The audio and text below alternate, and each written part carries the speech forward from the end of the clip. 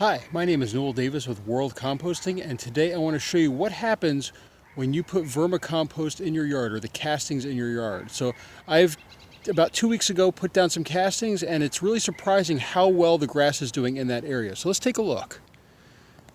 So we're coming down here, and I hope you can see, but this area over here, you can see the castings in here, but it's very green and it's really starting to come up. You can really see when you zoom back here that you can see that this area right over here is all green. That's where I threw down the castings. I was really trying to fertilize this little tree here. But like when you look over here, this is what my yard looks like. It's almost all like little blotches of green, but mostly brown. But except for when you get over to here, it's primarily green.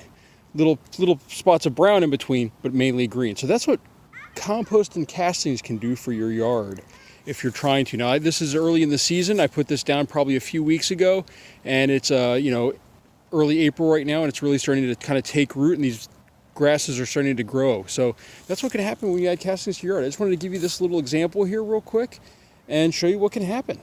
And these are just for the castings that I've sorted out from my my worm bins. As you can tell, actually, let me just zoom in here. You can see there's still some cardboard left in here that didn't get composted, but I still put it in the yard. It'll break down by itself. But that's how well it works. You can see the difference here. I mean, it's pretty much, day and night. Or night and day, whichever way you want to put it. But this, you can tell that this looks much more lush than this section over here. So that's my update. Thank you very much, and I hope you enjoyed this little video.